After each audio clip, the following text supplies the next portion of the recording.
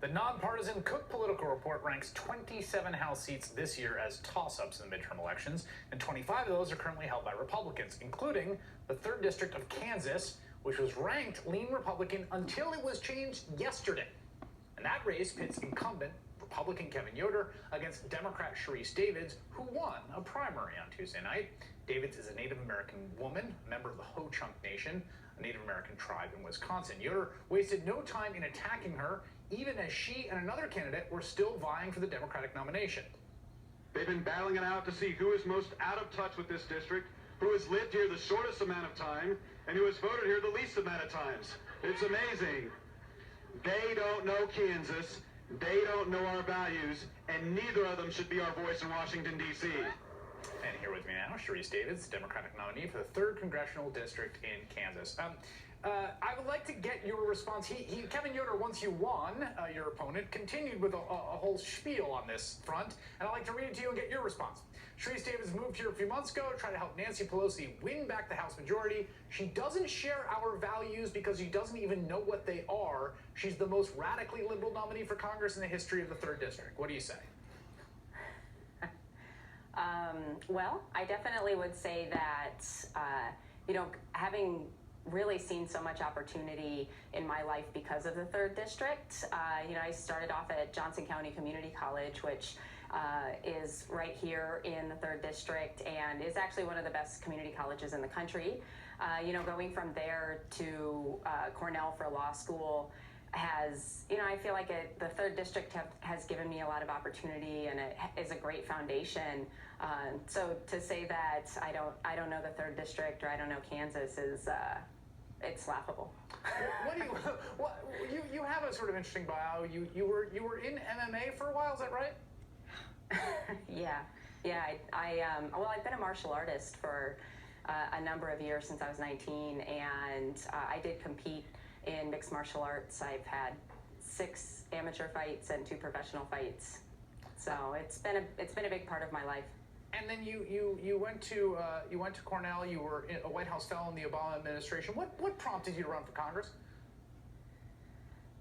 Frankly, it was the fact that I don't feel like the 3rd District has been represented very well in D.C., and I really want to see someone represent our voice and really have a decision maker who wants to listen to the people in the 3rd District and not just the special interests that are making sure that he stays in office.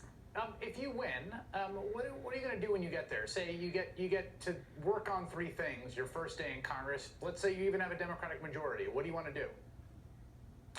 The key thing that I am consistently hearing over and over every time I talk to people is that the people in the 3rd District are very concerned about access to affordable quality health care. That is the number one thing that I constantly hear from folks here on the ground. So definitely that has to be part of what I work on. And then, education. Public education has, 1, given me a great foundation, and then 2, it has for so long in this district been the reason that we have been able to thrive. I think that that's something that, of course, all of Kansas is concerned about, but that's secondly education. And then, on the third one, there are quite a few things that people are concerned about. The environment is one. Certainly, tax. The tax implications of the last bill are another thing, and then immigration issues can consistently come up. So, do you see yourself? They're going to try to make this race about Nancy Pelosi. He's already made that clear. What's your response to you're going to be a proxy for a Nancy Pelosi speakership? Well, I think, my response is that, look, my entire life has been about trying to make progress and opening doors that have not been open to people like me, people with the kind of lived experience that I've had.